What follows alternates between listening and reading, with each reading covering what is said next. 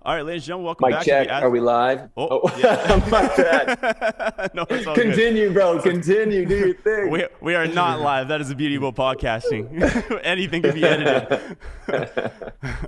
All right, ladies and gentlemen, welcome back to the Athlete and Artist Show. I am your host, Kyle Forch. Today we have a very special guest. He's a former model and actor, now a hip-hop recording artist known as 6Trey. He is Holden Nowell. How are you doing, my friend? I'm good, bro. I'm good, man. I'm happy to be on the show. Like I said, I'm honored to be your third official guest here today. I'm happy you're here too, man. I pronounced both those correctly, right? I should have asked you that What before was I that? went live. But, Holden Nowell? And six, your artist name too, 6Trey is how you pronounce it, correct? 6Trey. Yep. Okay, cool. Just making sure. Yep. It's perfect, bro. It's perfect. Yeah, man. I'm glad you came on. It's we've known kind of known each other, I guess, for a little bit now. We haven't really spoken in years, but we met back in the day when you were in acquaintances. For the people that don't know or who maybe don't recognize you, just give a quick rundown of how you got into the entertainment industry in general. Going from modeling, acting, and now making music. Okay, man. I don't know how to do anything quick, bro. I'll do my best though. So doesn't need to be too quick. I don't. No, I know. I'm just trying to think like where to begin. I guess the how'd you get into kind modeling? of beginning of my I was gonna say when I was really young, living in Calgary, I used to get in like high school, I was getting scouted by mode models, Okay. Yep. and they were scouting me back in the day, and I wasn't interested at all. Had no interest in being a model. I was always writing music though. Like I've been writing music since I was 11 or 12, and so I don't know what happened. I moved to Cali. I moved to LA after high school, and I played college ball for a little while, basketball and baseball. Yep. Where'd you play? At junior college, I played at Saddleback College in Mission Viejo in Orange County. Okay, cool. They're like one of the bigger junior colleges, like a feeder school for Division I. So basically, dudes like myself who maybe you didn't do very well in high school, or you blew out your knee and you had some issues, or it's just for people that like real ballers, but you just didn't potentially have the grades to get into a Division I or II school kind of thing. So you kind of do like a little buffer for a year or two, and then you get scouted from there. Okay. So, because I had a lot of looks in high school, some scholarship offers, but I blew up my knee and had to get surgery halfway through our senior year. So I kind of lost my whole senior year, and that was hard because ball was life, Yeah. So what happened was I went down. I was playing ball in Cali for a little while and just having too much fun in college. I graduated really young. I was like 17. I think I was still 17 when I was in college, and or 18. And I was living, I'm a Calgary boy. I was living in Orange County, and just getting a little too caught up with the girls and parties and just having fun and just hanging with the homies. That'll happen. And I wasn't. Yeah, it could happen. It could happen. So I wasn't doing very well in school, which was kind of like the whole point to be there. And I'm not like 7 feet, so I'm not guaranteed to go Division I. Like you gotta be a student athlete in that situation. And I just wasn't being a student at the time. So it was either like 3 or 4 months in, I sat down with a guidance counselor, and it was like, yo, you're either gonna flunk out or you can choose to drop out and have a chance to come back kind of thing. So I withdrew from college and moved back to Canada.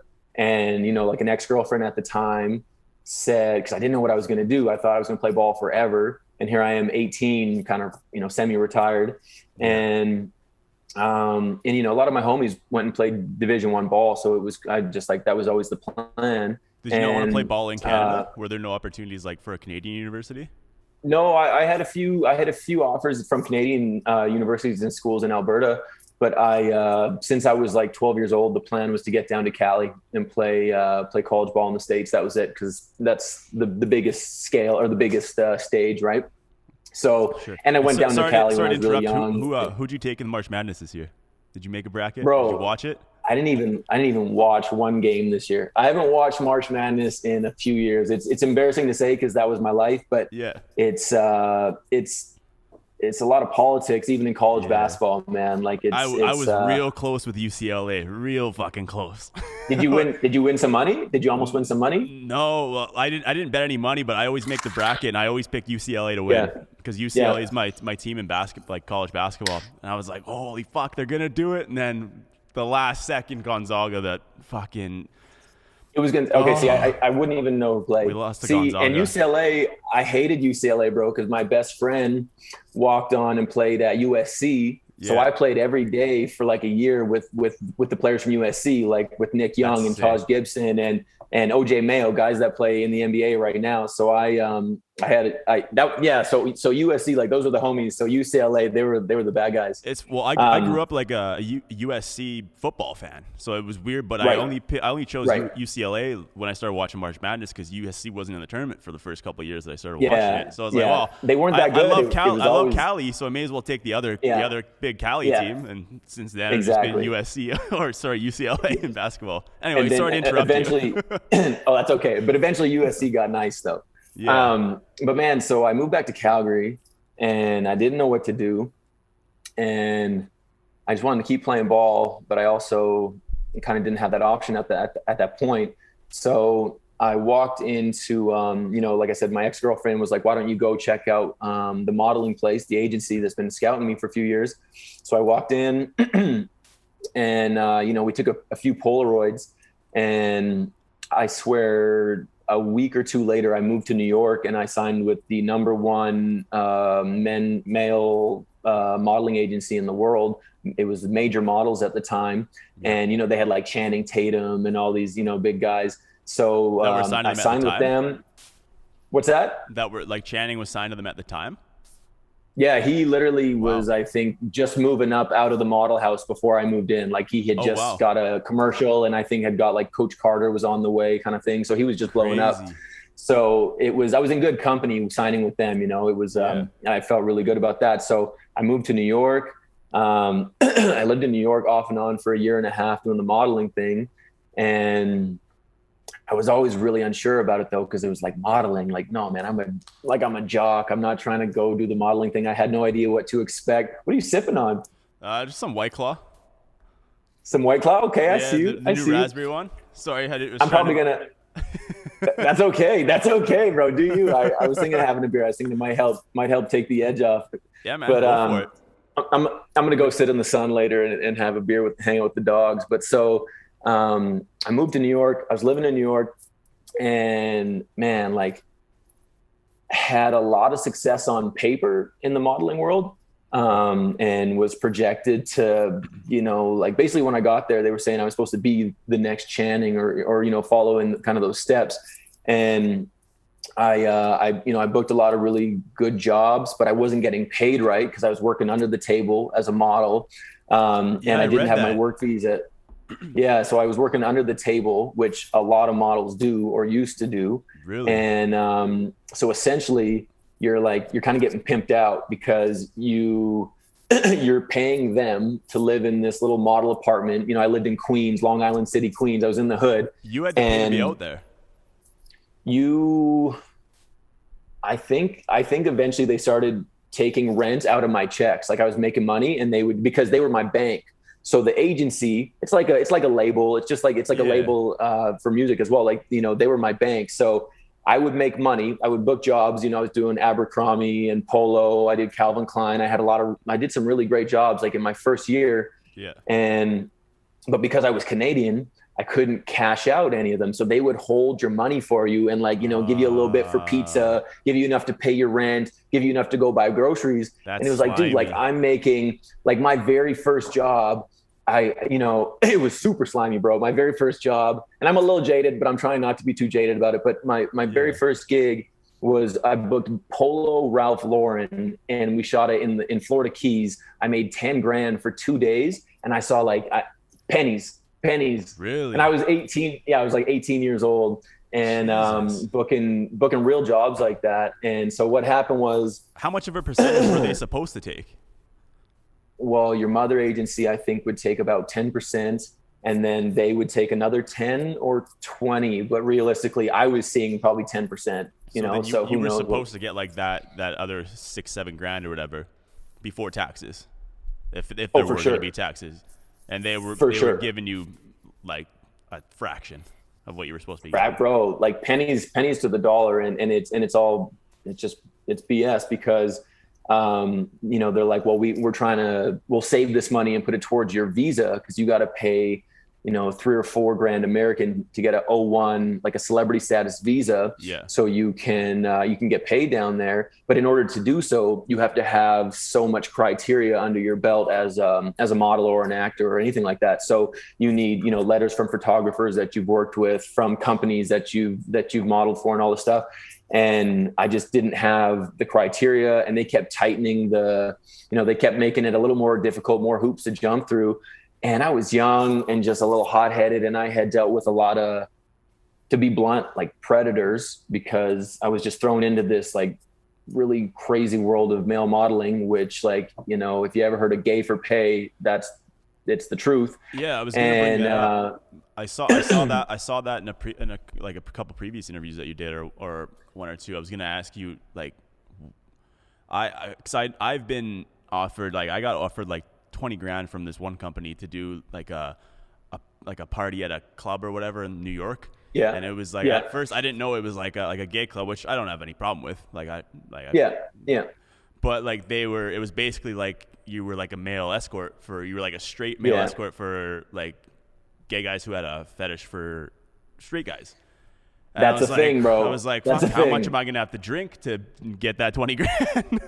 Yeah, exactly. And like, am I just supposed to like hang out with him at the bar and walk him to his car? Or is he expecting me to go in the limo and like, so there's a weird gray. That wasn't even like a big modeling company. It was just like, it was basically like an escort service. So I was like, when I read that. 20 G's? It was like 20 G's for a weekend party in like New York. Yeah.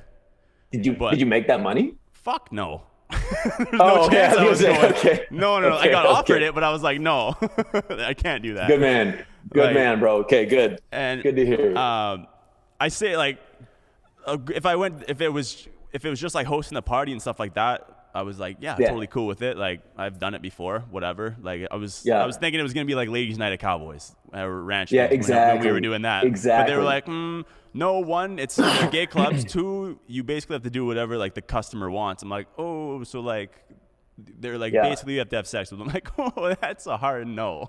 Yeah, bro. And then I was like, 20 grand though. I was like, I can use 20 grand right now.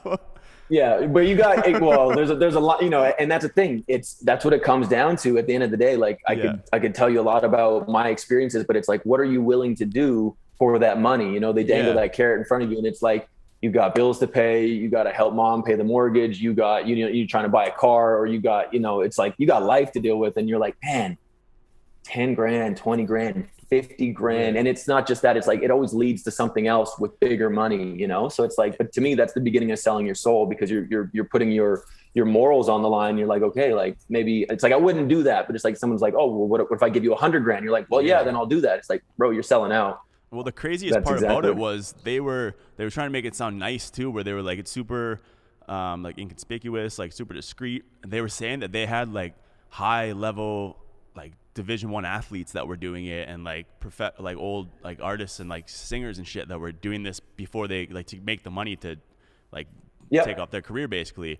Like they were saying there were like big time professional athletes that had done this. So I was like, I don't know how much I believe that, if that's just like a selling point. I was also like, that's touching on what you said. Am I going to get this money? How am I going to get the money? Blah, blah, blah, blah. Right. Like, right. Like, so I was like, 20 grand sounds nice, but fuck it. Like, there's all these other things you got to consider too. No, you have no idea what people, I mean, I'm sure you do, but it's like, you can only imagine what people are willing to do when they need some dough. So and like it's crazy. So to go back to your modeling thing, like you were saying, like that's worse than a record label, like a shitty record deal. Cause at least they would give you an advance up front. With this, they're basically just holding everything you're making. You're not paying back in advance they gave you, so it's almost worse than a shitty deal. It's worse, but the thing about when you're paying back in advance with a record label is then they own you. They have you by the ankles. So then at that point you have to pump out so many albums, or you have to meet so many goals and like the projection. So at that point, I'd say it's very similar, but it's just different because a record label, like, again, they're your bank. They give you the advance, that they pay for you to do your videos, for you to get in the studio, for you to get with producers, for your promo and to shoot your videos and all that. It's like that right there, 100 grand, easy. but it's like how, you know, what if your record flops? Yeah. You know, what if no one likes that single? So it's, I don't know. I mean, I feel like when I was younger, I would have taken maybe a chance on that one, but when it was just with modeling and it wasn't, you know, connecting to music, because the bigger vision, like the plan for me was always music. Yeah. I mean, it was actually always basketball, and music was just like an outlet, you know. It was like, it was kind of my therapy. Before I even knew what therapy was, as a young kid, I was just writing, venting out my anger and shit. And then as I got older, I was like, you know, I had homies being like, yo, you're pretty good at writing. Like you know, you make some really witty raps, you know. It was like kind of simple, but it was always quite creative and witty. And so for me, music, eventually by a certain point, I knew that was it, but I thought I could use modeling and acting as stepping stones and platforms to get me to, you know, to bridge me over to the music industry. For sure. But it's not always that simple, because it's like, it's the same thing. Like, what are you willing to do to get there? You know? So, cause for me, I've reached a very, you know, I've had a very unique life and career in being in the entertainment industry for, you know, since I was almost 18 years old. Where like I've scratched the surface of those $1 million deals in modeling, acting, and music. And it's just like, it's a whole different world, man. Yeah. It's a trip. So you're in New York, and you start realizing that it's not all the glorious lifestyle you think it is. Mm-hmm. So then you came back. Not even close. Not even close. All the homies thought it was super glorious, because like, oh, you're in New York, you're partying with models. And it's like, but the rest of the time I'm like, you know, smoking like we're, you know, like sitting in the model apartment with 15 homies, and we're like passing around, like, cause everybody's broke, everybody's hungry, everybody's trying to make it. And it's like you and 10 other guys in a 3-bedroom apartment, and everybody's sleeping on cots and on the floor and on couches. And you're living on pizza and chicken and rice, and you're just like, man, like this is not what I signed up for, you know? And meanwhile, you know, the big fat cat sitting in Manhattan in his office, you know, stacking up and making all this money off of all these other younger dudes that have no idea what they're getting into. So for me, like, I just realized, I think a little earlier than most dudes, that like, and maybe it wasn't me, I think it was God, you know, kind of closing some doors for me earlier on in life, just being like, this isn't what I have planned for you. I'm just kind of showing you what you're going to come up against, because like, if you don't have your head on straight at a young age, especially, you know, like if I always said, if I knew how to play the game better when I was that age, man, I could have caked up. I could have made a lot of money, and I could have been just fine. And I could have jumped on the train of, you know, like, you know, marketing products on Instagram and all that, if I would have striked while the iron was hot, especially after Call Me Maybe. But at the time, it was like, all I wanted to do, I just didn't want to do that. I knew I didn't want to do that. So I'm in New York, and you're dealing with, like I said, like predators, bro. Like, and I have no issues with gay people or the gay community, no matter how many interviews try to take what I say out of context and twist it and make me look like a gay basher or a gay hater or whatever, because that's happened a few times now. And that all came from me just expressing, you know, I was saying about it was in context of the Call Me Maybe video, saying that I just didn't love being recognized, you know, around the world as the gay dude from the video. That was all it was, you know. And so let's get to that. So I'm living in New York. You touched on that, So you're living in New York. We'll get to that. Well, let me just I'll just bridge it. So I'll go real quick here. So no, it's okay, bro. It's me. So I'm trying to keep up with like your story too, because it's so insane. I'm like, man, I thought like people think I have a crazy story, and I'm like, I looked like talking to you and like hearing your story, I'm like, holy fuck, what is going on? Like, this is so nuts to me. Like, it's insane, man. I feel like it's a little simpler these days, but there was a few, like, some time where it didn't make sense that all this was happening. That's what I mean. Yeah. So like I'm playing college ball, didn't work out. I dropped out, and I had to get another knee surgery. Yeah. I came back to Canada. I signed with this agency. Everything's going pretty good for a while, but all of a sudden, like you said, it's not this glorious lifestyle that I had expected or had hoped for. And they're not, and I'm not making any money. And at this point, I'm kind of, you know, like I always go against the grain. And so, you know, I'm getting asked by my agent or photographers to do certain things and meet with certain people and go to parties and this and that. And it's like, man, I'm just trying to just stick to my, you know, like stick to myself and not get into that world. So I ended up I mean, to be honest, man, like pretty sure I ended up punching out a photographer because he was trying to do some super like not okay, it just, everything was just not okay. That whole world was just really messed up. And I have some good homies to this day that, I'm not gonna put anybody on blast, but some people that I think, maybe crossed the barrier a little bit, and they made some good money from it, but I don't know how they're feeling about themselves at this point in life. But they were doing just fine at that point. So I basically just said, fuck this. Trying not to swear these days, but sometimes you just gotta, So I just said, that sounds like this. some like Harvey Weinstein type shit. Like you hear the stuff talking about, like you hear the stuff. It sucks like, that as a female actress, like there's producers like slime bags like him that are trying to take advantage of talent, but that's almost sounds like it's almost the same in like the male modeling. It's across the board, and in my opinion, it's worse in the male modeling industry because at least at least in my soul, it feels worse because a woman, if she's getting pimped out to do that and is willing to do some things to make some money, for the most part, she's sleeping with a man and sticking to her, choice of sexual preference. Okay. And that's still terrible. Still not okay, but at all. Of course. And like there's a million Harvey Weinsteins out there, believe me. So it's just funny. Like he was just the poster boy for that. And he was made an example of, but for the male modeling industry, is like, you have all these young dudes like myself, yourself, like just dudes that happen to hit the gene lottery that didn't really have a backup plan in life because they were planning to play ball or something didn't work out. And they didn't have the grades to go to college, and they take this chance, and you just get thrown into this industry with predators where everybody from your agent, your agent, your manager, the photographers, the bookers, everybody is usually gay. And I'm a straight man. I love women. And so for me, it was crazy because like, I'm so young, and it's just this fine line of like, it's like, where do you just draw the line? Because it's kind of like you said with when you got offered 20 grand, it's like there's always like I can tell you some detailed stuff, but I don't want to. I'm just going to leave it kind of general here. But it's just you get put in these positions where people think they're in a position to make or break your career. And when you're young and naive, you're like, oh, he could really make or break my career. But it's like, no, fuck that. These people don't have that kind of power. I mean, they might be able to, make you hit a detour and have to take the long way around, but like you always have the choice, you always have a choice. And so for me, I just realized that it was going down a really dark place, and I wanted no interest in it. So I got out as soon as I could, and I moved back to Canada, and I said, like, I'm done with that life for good. And maybe eventually I'll try to get back into acting or something. And actually at the end of my modeling career, I was sitting with the homies, like we were always working on music. That's really all we did every day. So I came back to Canada, and so now I'll just try to just tell you my story really quick. I don't know how to tell my story without like putting people on blast, but I have some family connections, and like my old man is kind of a hustler, a gangster, he's also, kind of just had a tough time. And I came back to Canada, and I didn't know what to do. And I didn't, I had worked a bunch of jobs, and I'd been bartending and stuff.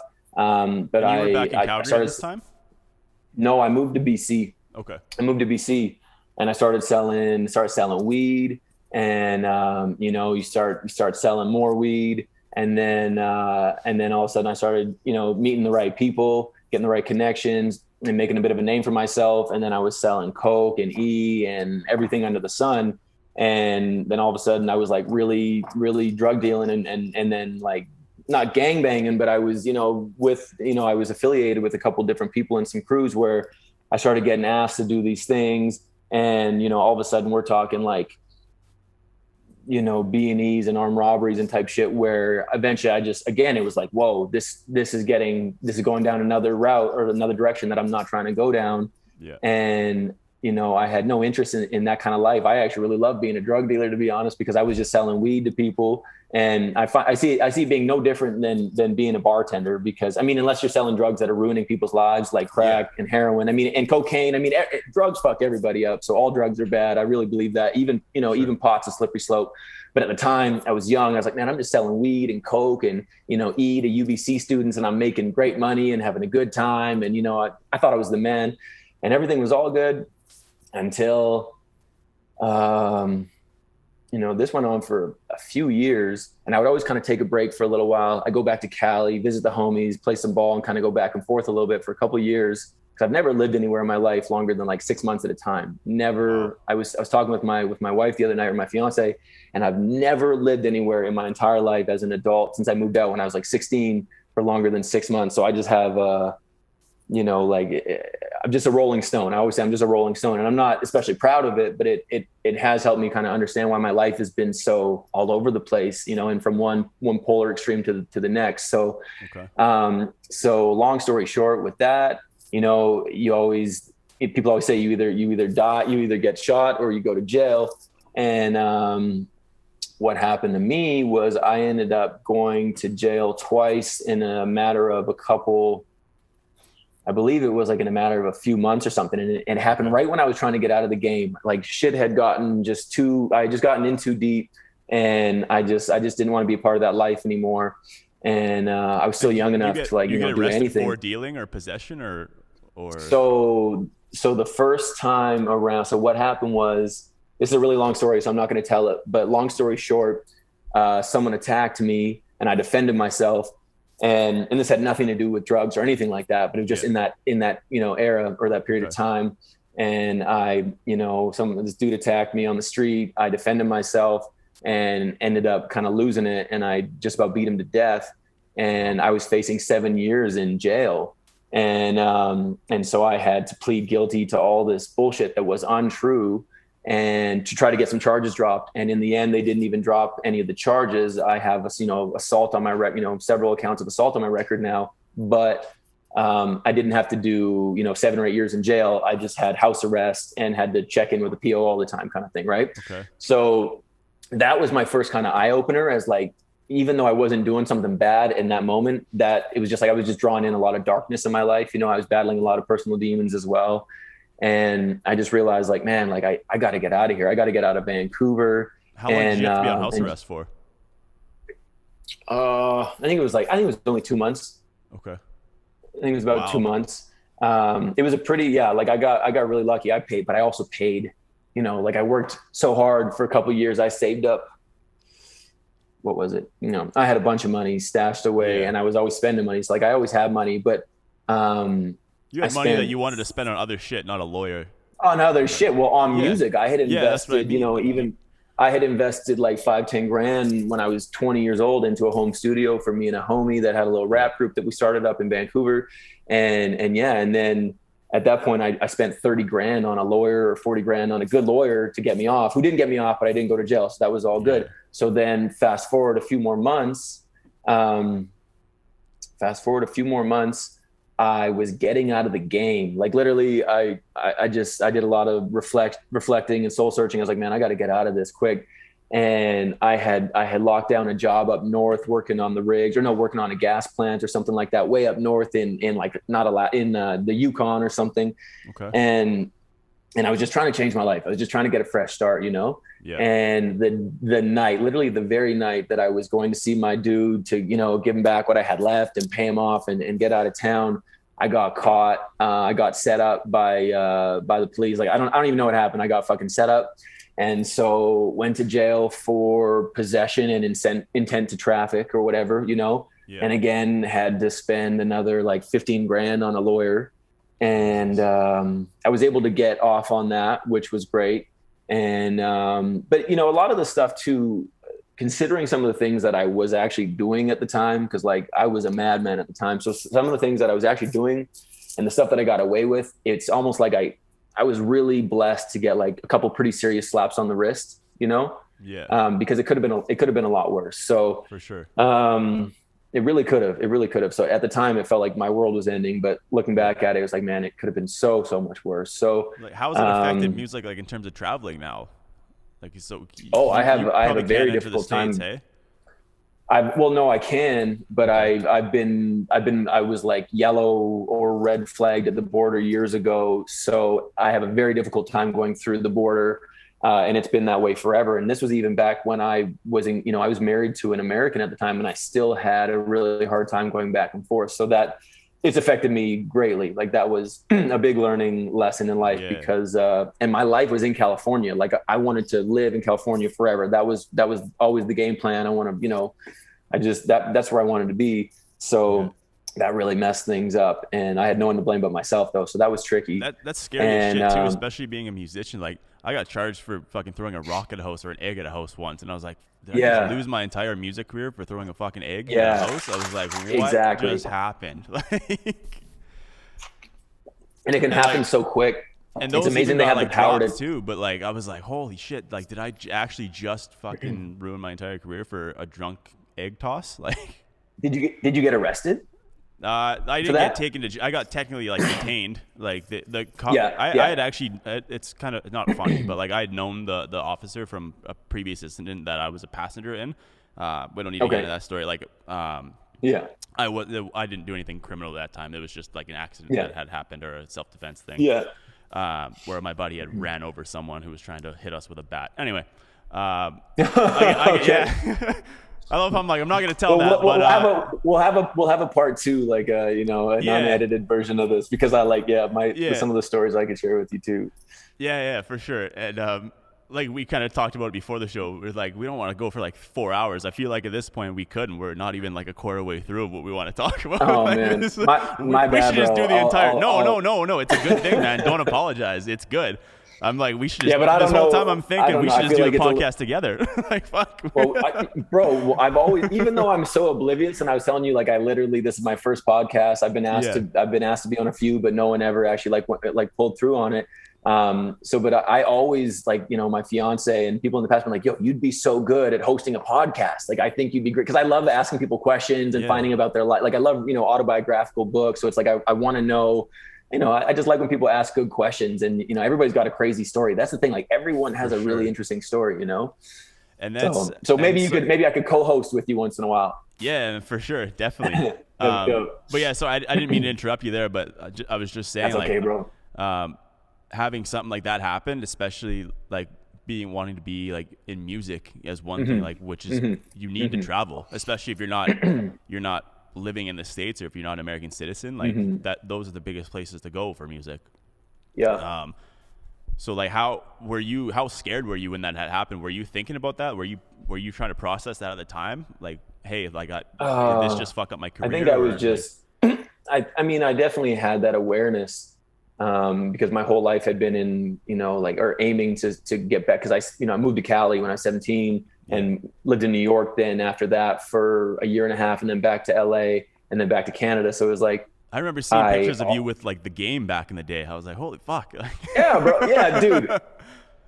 Right? Like I used to sit and chop it up with Denzel, because his son and my best friend played on the same Southern California All-Star team together. It's like, yeah, man. But the story with the game, maybe I'll tell that later, because that's a good story. But like, I'm telling you, I had, and me and Game, like him and I used to talk on our sidekicks. He hit me like we, I met him one day, and we just chopped it up and really hit it off. And he knew I was a hooper, and that my homies played at USC, and he's a big baller. So we chatted all the time, and like he would ask me if there's good parties going on at USC, if he should come through. It was crazy. I was 20.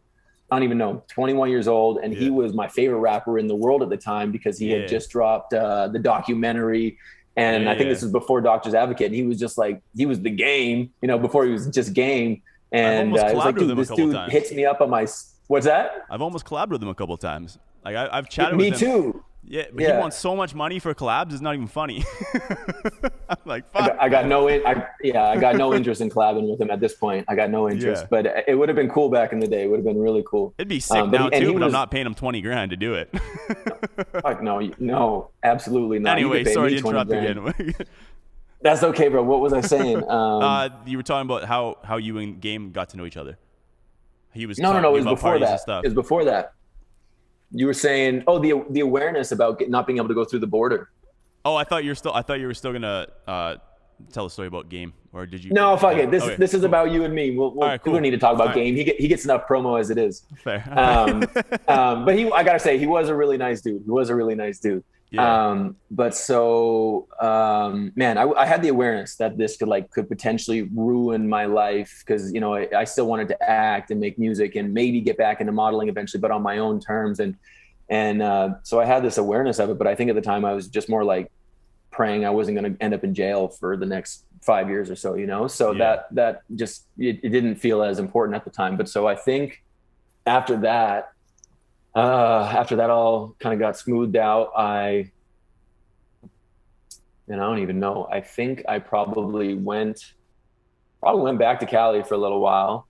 And then I moved back to Vancouver because I had moved around quite a bit because I worked on the rigs for a while. I moved to Saskatchewan and worked on the rigs. Okay. I had worked all sorts of jobs. I've been like, I'm a bit of a jack of all trades. I've been bartending for off and on 10 years and running bars. And I've been a barber since I was 15. You know, I was like the team barber back in the day. I read that. I was like, what?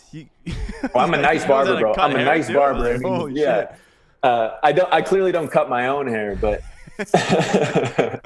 but so, man, so what happened was eventually I think I had enough life experience by the time I was probably 22. I had accumulated a lot of life experience in those like 5 years since I'd been out of high school, and I had worked enough jobs and gotten in enough trouble to know that like maybe modeling wasn't the worst thing I ever did, you know? Like it was like I had worked these really shitty jobs, and like you and I both worked at Cowboys and know how slimy the bar game can be in Calgary or anywhere. Definitely. So I just kind of had this revelation. I was like, you know, I'm a little older now.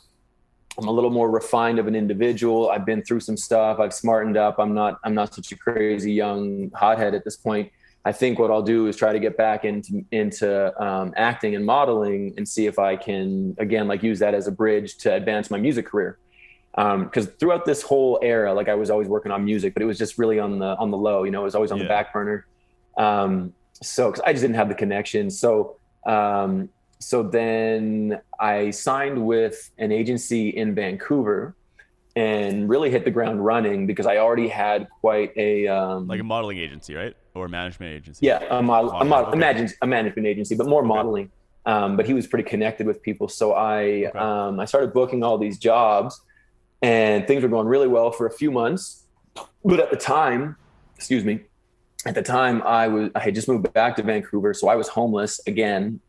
And I was living in hostels, I believe, at the time, and like kind of couch surfing with the homies, because some homies that I was really tight with back in the day, like good homies, we had a house fire, and it just like, it was just weird shit went down. So I didn't really have any more homies in Vancouver. And so I was just like literally just kind of grinding. Like it was rough for a little while, and I was just making some money finally from this agency. Yeah. And then within them, well, they were actually paying, but so here's the thing. So they ended up being the worst of them all, because a couple months in, I was skateboarding around town. It was like a nice hot day. And I think I had a couple auditions that day for some jobs. And I got a call last minute at the end of the day being like, hey, this audition came up, and we're wondering if you'd be interested in being in a music video. And I was a little intrigued. I was like, okay, like sounds interesting. But I also was kind of thinking like, in a music video, like, I don't know. Cause you know, back in the day, like you get a bad rep for being like a video hoe or a video vixen, you know. It was like, I didn't really want that, cause I thought I was, you know, and I still had a big ego. I had way too big of an ego when I was younger. So I thought I was still kind of the shit from my modeling time. Cause I moved to New York, and I booked all these big jobs. So I had this rep, because it was like, people knew, it was like, oh, he was a top model for a year in New York and made a name for himself. So I was booking all these jobs, and I was like, man, I don't know. I think a music video is a little under me. And then I just had to have a reality check. And I sat down with like my auntie, and she was like, well, you really need the money. And, you know, let's say, you know, worst case Ontario, nothing happens, and you just make some money from it. And, you know, and then it fizzles out. And best case scenario, maybe it makes the radio, maybe it makes it on Much Music or MTV, maybe. And Little did I know, bro, that I was a part of something a lot bigger than me at the time. So I went into this audition, and it was obviously for this Call Me Maybe thing. And I met Carly, I met Carly and everyone, like, her people from 604 Records and her management team and all this. And I just I killed the audition. It went really well. And well, and it was like, it was a walk hot in and like, basically from what I've heard about, like, how the music video came about in general, it's like she would just basically sat there with like her agents or whatever, and they basically just had guys like you just come in, take your shirts off, and she was like, she sees you, she's like, that's him. Is that true? Is that a true story or no? I like that version of the story, and I'm pretty sure like that's how. No, it's a nice really ego stroke, eh? It is. And she sent everybody else home. Exactly. Like, yo, you guys can all leave. We just want this guy. We don't know. Don't even bother. Like, just look at him. No. So what happened was, I actually recently heard that story a while ago, because I heard actually she told that story on like Jimmy Kimmel or Fallon or something like that. Because I was like, and I was like, that's not at all how that went down. So maybe that's how it went, but not when I was there. So I think I was the last person to show up that day. Because I guess she wasn't pleased. She didn't like, all the other models that showed up. So I showed up, and like, let me set the mood here. So it's a hot summer day. I'm outside skateboarding around all day, going to auditions. I had the tarp was off, my shirt was off. I went in, and I'm all glistening. I'm sweating. I walk in, I throw the hair back. And did you have long hair when you went into the audition too? No, okay. I had short hair. It was like yours. Okay. It was like yours. And mine's pretty long. I just tucked mine back. I got a flow going now, man. I got a flow. Oh, you do got some flow. You do got some flow. I've got a nice flow going right now. I like it. You got the little wings in the back. Yeah, it's back to my That's dope. Back to my high school hair. I just know how to wear it now. Are you planning on? Yeah, exactly. I'm going a little clean shaven. Got that cute little hockey boy flow going out the sides. It is the hockey boy flow. Can you grow anything there, bro? On the chin? Yeah, I honestly, like, I was doing like a 5 o'clock shadow type thing for a bit, but I was like, I shaved. My mom always told me, she's like, you look a lot better when you shave. I'm like, Mom, you don't know what you're talking about, because my mom always tells me things. Think that. All moms think that. But like, I always, like, anytime my mom tells me something, I do the opposite. That's always right. And 95% of the time, she ends up being right. I like started shaving like a couple weeks ago. That's true. A month or so ago, and I'm like, fuck, my mom was right. I do look better without fucking beard. I haven't seen you with a beard, so I can't say for sure. But you don't want to see me with one. I start looking Amish and shit. I let it grow out real long one time. So I was supposed to be doing like a show, and I was like, fuck no. Well, you got the same gift and a curse as me, though, because like when I shave, I look like a baby. Like, you look young, dog. You look like you're like 18. Like, you're fresh out of high school. I wish I was still fresh out of high school with all these fucking TikTokers getting famous now. Like, that's why I started shaving. How old are you? I'm 26. How old are you now? You're 26. Yeah. Bro, you're a pop, dog. You're a baby boy still, dog. Like, you got lots of time, man. I'm glad someone thinks so. I go on TikTok, I feel old as fuck. I'm like, God, geez. Man, 20s. No, well, I don't fuck around with TikTok. I don't even know what's going on there. Anyway, sorry to interrupt your story once again. I feel like it's just the only reason we're still so early in the podcast because I keep interrupting you. So my bad. Is it okay though that we have these little side dialogues? Oh yeah, of course. That's okay. That's what I was saying before. Like, that's why I like the podcast type thing, and why a lot of guys a lot of people like podcasting more, because you can just go on tangents and it's fun. Like, people love that shit. It feels super organic. It feels really good. But in the back of my head, I'm like, Holden, no one cares to hear what you have to say for 2 hours or 3. It's like, man, like, it's a little, but we're entertaining. I think we're a little entertaining right now. Yeah, good. No, we're good. I just hate feeling like I'm interrupting. So, bro, it's all good. No, honestly, I think it's just the natural flow of our conversation. Yeah. Let it just be. We're good. We'll get back on track when we're meant to. And we can chop it out. You can edit it. If we're going long too, if you want to take a bathroom break too, you can take a bathroom break. So I walk into the audition. It's Carly and all of her people, and it's instant good vibes. It just felt like everything, like, you have a few moments in your life where you're just at the right place at the right time and everything just lines up. It felt like one of those moments. So I went in, I don't even really remember. Like, I remember talking to the director, Ben, and Carly, and I remember there was a few people in the background. I think her boyfriend was there. And I've heard stories about that too, but we'll get into that after.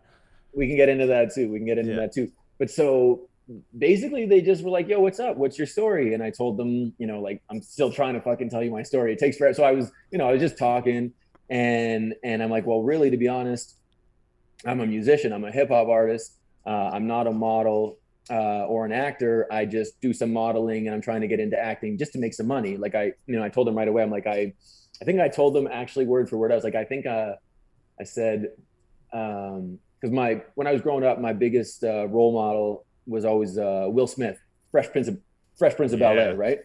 So I always I had all 6 seasons on DVD before that shit even came out.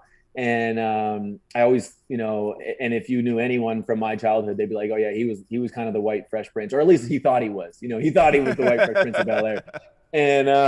And so anyway, I told him, and I followed Will Smith's career really closely. And what most people don't know, and this is what I told them, is that Will Smith was a multi-platinum recording rap artist before he met Quincy Jones and Oprah, and they started the show. Yeah. And so I'm telling them that.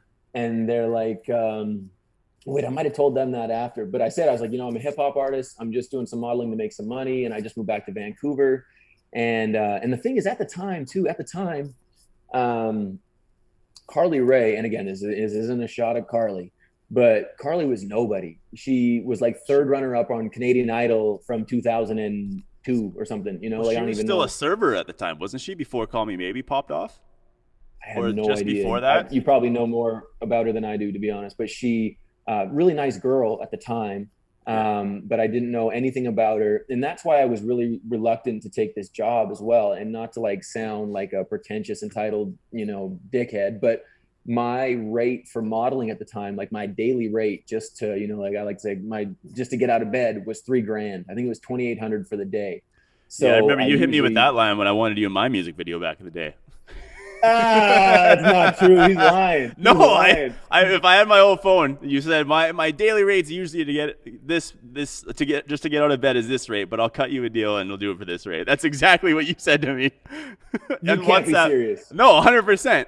Find that phone. Find that phone, yo. Find that phone. It's on my old number, it's on my old number, so I can't even look at the WhatsApp. But I think I wanted you in a video or like on a feature or something like that, because I knew you were an artist at the time. And you're like, just to get out of bed, my price is this. Yes, you did. 100% you did. And I'm not saying it as like on everything? I swear to God. Swear to God. I swear, like I don't like to swear to God, but I swear that never happened. So, but I believe you. I believe it did happen. And it wasn't in like a cocky way. Like I get it. Like when you're at a certain, like that was cocky. after. It sounds. But I also got it because it was after Call Me Maybe, so I was like, okay, yeah, he's gonna charge a lot because he's a superstar, and like you were still like, So it was after Call Me Maybe, But still, even then, that still doesn't warrant me to act like an asshole. But that's I didn't mean to say it like you were acting like an asshole, because you weren't. It was just like you were just telling me. No. I just feel, to me, just like who I am now, looking back, like I said, I was a little cocky. I had a big ego, so it's fine. I've said worse, dude. That's. I feel really embarrassed. Like I feel like it's great that you can actually call me out on, and we're live right now. You're calling me out. I was like, wow, that really happened, and I don't have any recollection of that happening. But I smoked a lot of weed over the last 10 years, so I've forgotten a lot of stuff. But once again, I interrupted you, so I apologize. No, bro, you're good. You're good. I needed to hear that. That was good, bro. But you were saying that at the time your model fee was like $3,000. I was reluctant to do the job, even though I was, homeless and living in hostels and shit at the time, and couch surfing, but I needed the money. So they said, because Carly was still kind of a nobody, and I think she had just signed with 604 Records, that she had, they didn't have a lot of money. There was not a big budget for the video. Yeah. And there was no one knew it was going to make much music or get on the radio or anything like that. So I was like, I don't really know if this is a good look for me. Like, I don't think this is good for my street cred, like it wasn't good. I was, a 3-year-old rapper at the time. I was still doing a little more gangster rap. And it was like, I don't think this is good for my street cred. But so what happened was, I was supposed to sign, or the contract that I believed that I signed, I was supposed to get royalties and residuals if the song did well, So every time it got a spin, I was supposed to make a percentage, and it got a lot of spins. So, but I agreed to just. It didn't just get a lot of spins. It's a diamond record. It got a few. It got a few. And a billion streams on YouTube. Could you imagine having a diamond record of your own though? Like Post Malone just became the youngest artist to have 3. He has three as of today. diamond records. As of today. Not that Call Me Maybe was any better, but like look at Post Malone and even like the people that listen to Post Malone. I don't know. You got that's like, you know, who's but also too, music's changed a lot since back then, because like how are they tracking those spins and those streams, and you know that seems a little suspect to me, because I mean, to think that Post Malone has 3 diamond records is it's not, that hurts my heart as an artist a little bit. He's so big. Like he's one of those hip hop artists that made hip hop pop. Like again, hip hop is the biggest genre in the world. Even though a lot of the hip hop nowadays is like mumble rap bullshit. Yeah. But like even like myself, like I rap, but I'm not a rapper. Like I consider myself a pop artist. Like I would never put myself in the same lane as like M or Pac or any of these guys that paved the way for like actual hip hop. I'm like people call me like a pop rapper, but like it's like a mixture of pop. But at least you know that, though. At least you know that, and you embrace that, and you do it well. Yeah. So because to me, and I'm glad that you pointed that out, because when you said he's a hip hop artist, I was gonna say he's not hip hop. Like he's hip hop. If that's what if that's what the kids are listening to these days, that's what he is. Hip hop for sure. I mean, I think there's a difference between hip hop and rap. Like hip hop's the umbrella, bro. Hip hop's the umbrella, right? There's a lot of stuff that goes under hip hop, breakdancing, and that's why sneakers, you can call basketball. Yeah. But like that's why you can call it like someone like Post like a hip hop artist, because he's not like a rapper, but he's like a hip hop style artist. Like he's right. It's weird, man. Like you said, music's changed so much that it's just like everything's all like, besides country, everything is all fucking different now. Even country now. There's country rappers. Like half of the country songs on the radio. Because I listen to a lot of country, and I love most of the country. Like I love country, bro. And a lot of the country I hear these days, like they're trying to rap on it, or they have really like trappy beats, and they're kind of good beats too. It's weird. True. But anyway, back to Call Me Maybe real quick. Sorry to get off track there again. I was going to say one last thing about Post Malone, or just about artists like that in general. So it's as soon as like I'm a hip hop head, you know, I'm an 89 baby, last of a dying breed. I'm a crack baby. So it's like I eat, breathe, live, cook shit hip hop. Like that's my life. I mean, it has been. Now I'm on trying to be on more of a godly tip these days. But music is still my passion. So I grew up, like you mentioned, you know, Pac, Eminem, DMX, like, you know, rest in peace, DMX, one of my favorite artists of all time, just passed away. And like, I come from the era of like lyricists, where you listen to like Immortal Technique, you know, Tech Nine. So I'm anytime someone calls someone hip hop artist, the real music, you know, real music, man. So for me, anytime that's like real rap music, like rap. That's like real and rap. Like you said, like rap, real, rap like is different. Yeah, real rap. But like it's still hip hop, but it's like the rap side of like the real, like you said, the real lyricist. All right, sorry about that, ladies and gentlemen. We had some technical difficulties there for a second. All right, let's just jump right back into that. We were right in the middle of we're back. Technical difficulties. And it's not even from the person that lives out in the boonies, which is funny, kind of funny. No, that was all my fault there. So you were just you got a lot of pressure on you though, bro. You got a lot of pressure, you know, you got a lot of stuff going on over there. I tried. It's funny because you were literally right off the bat. You were, it might have been before we started recording, but you were like, "Yeah, it's professional. I like it." And then my shit cuts out halfway. I'm like, "Fuck." That's great, dude. It's all good. Believe me, I'm not judging, man, at all. But I'm just happy to be here. I'm happy we're still going. I'm glad that you have some time that didn't kill the entire interview there. Let me just pull my shit back up here. But you were right in the middle of talking about how the Carly Rae Jepsen video kind of got started, or how you got the parts. You were right.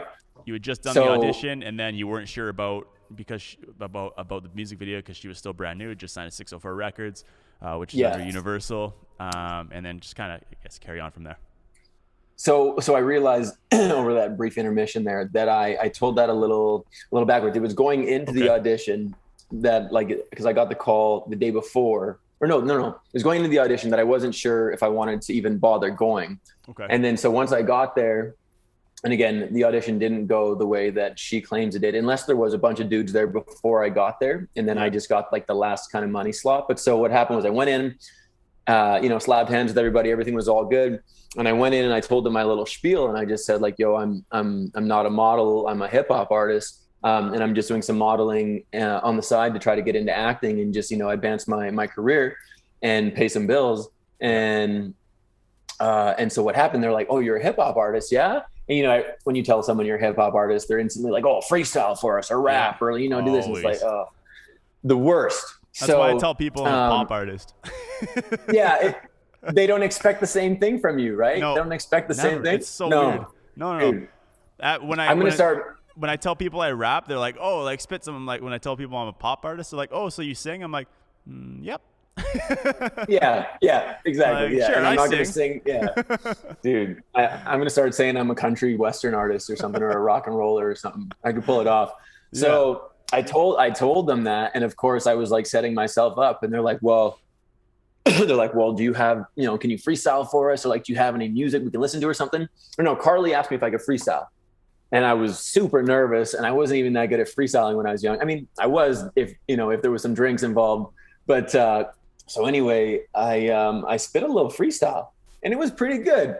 And I have no idea what I said, but I spit a little freestyle, and everybody in the room was kind of feeling it. And then Carly's like, "Oh, that was really dope. That was really cool." And she's like, do you have any music we can listen to? Like, do you have anything recorded online or anything like that? And I had my little iPod with me at the time, and I was like, well, like, I have lots of music. What do you want to hear? Yeah, that was back in the iPod days, hey? Holy fuck. Oh, iPod day. I had like the little iPod Nano. Yeah. And so I plugged in, they had like a big system in the studio. So I plugged in and played a song that you could probably only find of mine on like Reverb Nation or on like my old Facebook page or something, but it was from my first mixtape, and it was a remix to Eminem, My Name Is, and it was called Unfaded. It was just about smoking weed and shit. And I played it for him, and it's a really catchy, kind of funny, witty Eminem kind of style rap. And everybody, like, I kind of paying attention to everybody in the room, because of course that's like, there's so much pressure. You're like showing everyone your music, and you're in a, somewhat of a little label situation, and a signed artist. You're like, oh, this can't go well, but it went really well. And everyone's kind of bobbing their head and tapping their feet. And I'm like, oh shit, this is going good. And then from that point on, I think the director, Ben, kind of looked at Carly, and they just kind of gave each other the nod. And Ben looked at me, and he's like, man, like, I think you're our guy. We really like you. And I was like, well, that's dope. Like, what's the plan? And they're like, well, we're shooting the video tomorrow in, I think it was in Langley or something. It was a 1 day turnaround. 1 day shoot, 1 day turnaround. Wow. Yeah. Literally I think it was either the next day or the day after that. But it was right after. Holy shit. And so he said, the only thing is, how do you feel? And this is like when it just got, like, of course, my life. He's like, how do you feel about, he's like, here's the concept of the video, blah, blah, blah. But we're doing a twist at the end where we want you to kiss a guy. Like, how do you feel about kissing a dude?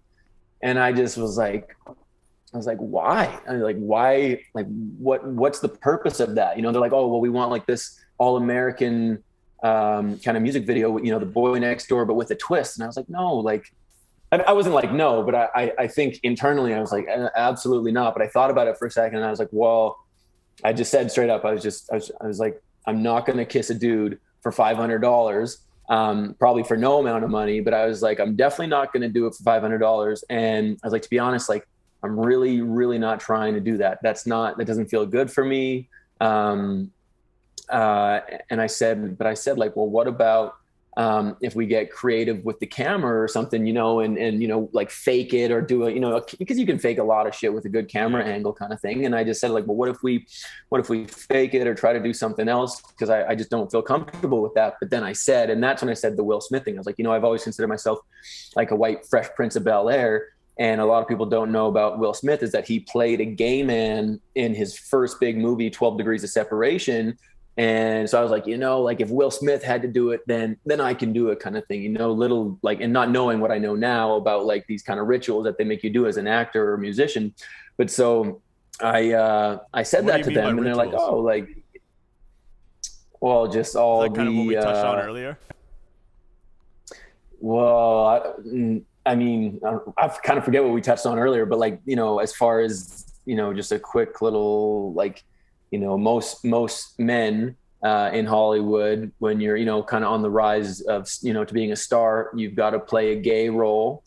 And you almost always got to, make out with a dude or do some kind of gay role. You can look it up. Like every big male actor in Hollywood ever has played that role, or there's a little something else, but it's usually that. And for women, they usually have to be like completely naked and degraded and like be that kind of sex, because sex sells, right? And it's just them. It's just, it's just the elite, the higher ups being like, we control every single thing that happens. And if you want to, it's like I said, if you want to play the game, you got to be willing to do some stuff. So kind of like, like the gay for pay, like we talked about with modeling. Okay. And it's no different in acting. But so it was just interesting to me that even at that point in my career, they're trying to make me play a gay role. So I didn't quite understand that at the time. But so what happened was, I told them, I said, I asked them what the name of the song was. I was like, is it? And they're like, oh, it's Call Me Maybe. And I was like, well, like, and I was like, what if we just, like, what if I just give a guy my number or something? Like, would that be suffice? Like, would that be okay? And that would kind of go along with the context of the song, Call Me Maybe. Yeah. And everyone kind of looked at each other and they're like, oh yeah, that makes sense. But he didn't say anything in the moment. And this freaking guy, like he called me. So I left the audition. They're like, man, thanks so much. We really like you. And we'll call your agent and discuss a rate and blah, blah, blah. And we'll get back to you as soon as possible. So I left.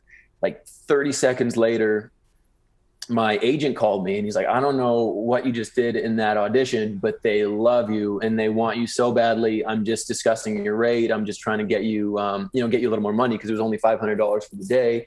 Yeah. And he's like, I don't know what you did, but good job. So then I was, like skateboarding home, and I got a call from the director that evening, or like right after that phone call. And he's like, dude, he's like, I came up with the great idea for the end of the video. What if instead of you kissing a guy, you just give him your phone number? And I was like, you fucking prick. I literally said that in front of 10 people, like I didn't say that to him. You came up with it. I came up with that shit. I was like, what are you talking about? I was like, oh, that's a good idea, man. How'd you think of that? Like, great idea. So anyway, it was just like, these people are ridiculous. But so honestly though, like hilarious ending. Like, hey? props to you for coming up with that, because that was like a hilarious twist at the end of the video. Like, it wouldn't have been the same if you actually had to kiss the dude. It wouldn't have been funny. It would have been no, it wouldn't have been. I appreciate that. And like it wouldn't have been as funny. You're right. Because you're right. Like the giving the guy the slip of paper or whatever at the end of the video. Yeah. No one expects it. Like when you see the video for the first time, hilarious. Yeah. You think it's like, and it's nice hearing that from a homie, like, because most of my boys that I grew up with, like, that was a pretty taboo kind of faux pas thing to do. So a lot of people gave me a hard time about it, but a lot of people showed me a lot of love for it at the same time. They kind of, it was like, oh, bro, you were gay in a video, but it's like, dude, no, I wasn't. I just pretended to give a guy a fake number in a video, right? But it is cool hearing what people said, because it definitely did make it more funny. And I think I still kind of question to this day if that twist ending is what also made that video go so viral and be so popular. Like, absolutely, absolutely. There's no way. I mean, obviously the song's catchy as hell. So like, I think it was going to be a successful song, but like the fact that the video has over 1 billion views, like we had mentioned before, my little technical difficulty there, like that 100%. And I kind of want to touch on this too. Like, you were literally the star of that song and video without actually singing a song. And I think you've said that before, mentioned that before too. But that video wouldn't have been successful without you being like the superstar, or even the song, just in general, of you being like the star of that video. I appreciate you saying that, bro, but I hope that I never actually said that. I might have said something along those lines, but I didn't mean to like quote like. No, I hear what you're saying. You're just paraphrasing, but that was always my thoughts about it. It was like, regardless, that song was going to be huge, and because it was so catchy, it was so snappy, it was pop. It was so poppy, and I remember literally leaving that audition, calling my homie in LA, being like, "Yo, Rye, he's like, what's up, bro?" I'm like, man, I just shot a music video, and I had the song stuck in my head over and over, and I'm like, man, I swear, I don't know, but I'm pretty sure it's going to be I think it's going to be a hit. I think it's going to be a big song. And and that was a frustrating part for me, and where a lot of my frustration came from was because usually when you're in, I like the reason the video and the song became as big as it wasn't me or Carly. It was because of Bieber. It was because Bieber and their little gang, so the Disney crew saw the video, heard the song, or I think he heard or saw the video and, showed Scooter Braun or whatever it was. And then they signed Carly from that, like almost immediately after, because it just, what were you gonna say? No, I was just like, yes, like I think it took it to another level, but the song was already big before Bieber like heard it. Before Bieber got involved. It was growing. That's true. Like it was, but I mean, before she even signed, like I remember I think I was in like grade 10 or 11 when that song came out. Like I was. Oh, like, so that was like, yeah, that's your demographic. This was like our high school bop, and I remember refusing to listen to this song because like all the boys would sing it too. Like I don't know, like right. All the boys, right. Like everyone, like guys you would not think would be singing like a bubblegum pop song like that. Were singing this song, and I was like, "There's no chance I'm getting on board with this song." I hadn't even heard it yet. I'm like, I heard enough of it on the fucking bus ride home. And then I actually heard the song. I'm like, man, it's a catchy song. And then I saw the video and I was like, that's fucking hilarious. And it was really crazy. And the funniest part is I thought Carly was like this teenage pop star, like on the rise, but she was like older than me when she did that. She was like 27 or something when the song came out. She was older than me. I was 22 or 23 and she was at least 4 or 5 years older than me. Well, she's older than me now. I mean, even like, so I was like, but she looks like a teenager. That's why I thought she was like 17 or 18 at the time. I thought she was like my age at the time. I was like, wow, this is gonna be like the female version of Bieber coming out. Right. She's like, I mean, little did I know she was 10 years older than me. I was like, holy shit, like. There was definitely some magic behind it, but it doesn't hurt when at the time Bieber was like the Michael Jackson of our era, and he tweeted, like, oh, I don't even remember what he tweeted, but that's when it just went crazy. Cause I wasn't up on social media, as I'm still not up on social media, but at the time I was still like trying to make a Twitter account so I could, kind of ride that wave a little bit. And before, I don't know if it was Instagram or just Twitter. I don't even think Instagram was out yet, but I was trying to make Instagram wasn't out yet. An account. No, it wasn't out. And there was already fake accounts of me, people pretending to be me, like imposter accounts with over 20,000, 30,000 followers. And I was like, what? Like, how is this possible? It was so insane. And that was another hard thing too, because I couldn't. If only you had the Twitter account at the time. If only you had that Twitter account at the time, man. You'd have millions on there.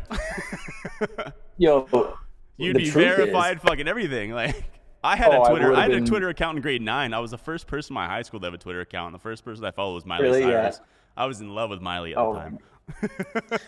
I've always low key been in love with Miley, but I'm pretty sure she's cloned out these days. Miley is not Miley anymore. No. She's crazy. But I always had a thing for Miley though. She's beautiful. Yeah. But yo, what would have changed everything is after the video came out. Well, there's two stories here. One was I had reached out to Carly a few times to see if she would shout me out on Twitter so that her fans would like come follow, because they were following fake accounts of me. Yeah. And it just didn't seem, I mean, obviously that's not right. So I had just personally messaged her and texted her. I was like, hey, Carly, can you please, like, I'm just trying to build a Twitter profile. Like I didn't even have MySpace, but that's more my era, was MySpace. Like that's how old school I am. MySpace was out at the time too. I remember MySpace. Yeah, bro.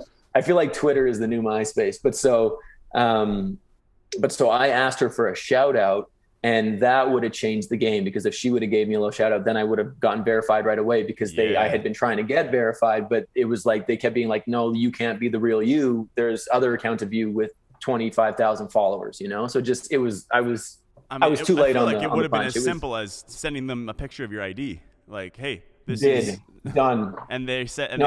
I'm telling you. They said, no, that's crazy. But they're still like, no, it's not you. What do you mean it's not fucking me? I just sent you a picture of my ID. Yeah, but the more frustrating, and I did that. I'm telling you, I did everything I could because I knew it was going to be big. So the more frustrating part is once it came out, because that night, Carly and I hit it off that day really well, and we had talked about, because she knew I was a rapper and she liked my music. And so I said to her, I was like, yo, this is a really catchy song. I could see it like being sped up a little bit and like putting a little kind of pitbull flow on it and making like a dance hit, more of a dance hit than just a radio kind of pop hit. And I said, like, you know, how do you feel about me writing a little remix? And, you know, I'm trying to make the most of my opportunity here. Right. And so I told her, like, you should, I'm going to write a 16 to this. And if you dig it, then, you know, like if you want to run with it, then cool. If not, no big deal. And she was super into that idea. Like, she loved the idea of me writing a song to it. So I wrote a little verse to it, super catchy, super bouncy flow, really fun kind of party flow, which I never rap like, but it was really good at the time. And I remember sending her the track, and she said to me, like, she's like, get it recorded, send it to me. If I like it, I'll show it to 604. And I recorded it with a homie. We tried to send it to her, never heard back from her. And then I think I texted her once, be like, yo, send you that track. Like, tell me what you think about it. Never heard back from her. And then, you know, starts rising on the charts. You know, it's going like, it's on Much Music. And it's like, I don't even know. I was in the studio where I lived with some homies working on music. And my other homie's like eating pizza in the living room. And he's like, yo, Trey, is this you? Like, cause I didn't tell anybody, right? Like, I didn't tell anybody about this. He's like, yo, are you on TV right now? Like, is that you? I'm like, none of your boys knew? My like homies knew, but I was just like hanging out with some people that were kind of new, you know, like, and I don't, cause for me, like I said, as a rap musician, I didn't think it was good for my rep at the time. I was like, this isn't going to be good for my street cred. So like, why do I want to tell my little rap homies about this? So I kept it under, you know, kept it on hush. And then, and then you started seeing it on TV, like getting higher every week. And then, so then I never heard back from Carly, and I was like, whatever, that's all good. I'm not worried about that. And then eventually though, once my homie, who was kind of like my producer and my manager at the time, he's like, yo, we need to get on this Twitter thing. This could change, you know, our lives. Yeah. And he did everything he could, everything in his power to get me verified and to get that all out. So I reached out to Carly, I texted her, no response.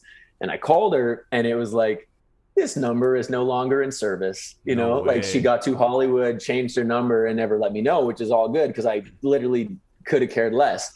Yeah. But it would have been nice if she could have just gave me a shout out, you know, like I felt like I was worthy of a shout out. And what was really, again, frustrating about the situation is she went on to win, you know, like, the song was going to be huge.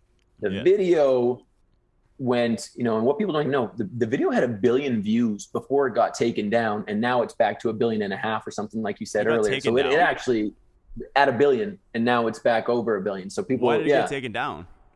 I don't know.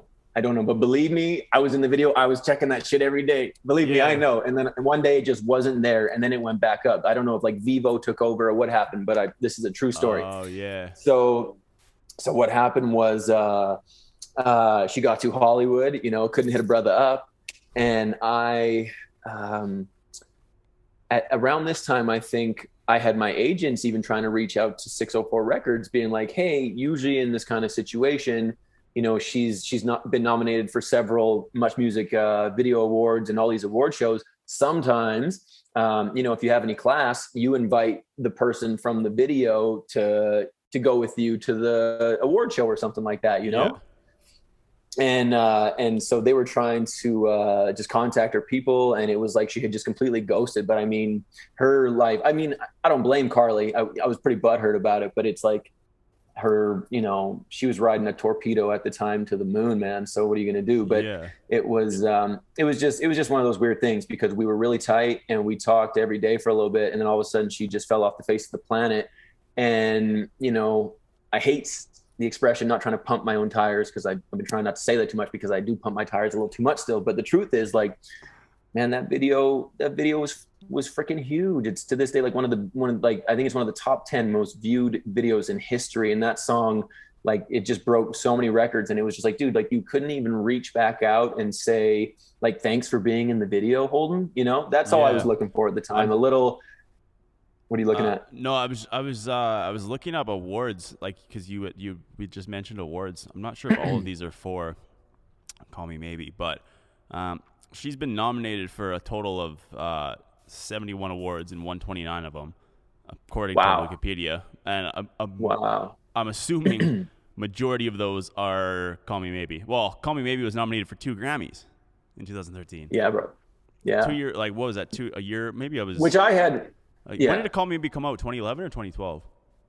2012. Okay, so I would have been grade 12, my grad year. So I was a little bit older than I thought. Yeah. So 17, whatever, same thing. So she was exactly 10 years old. Yeah.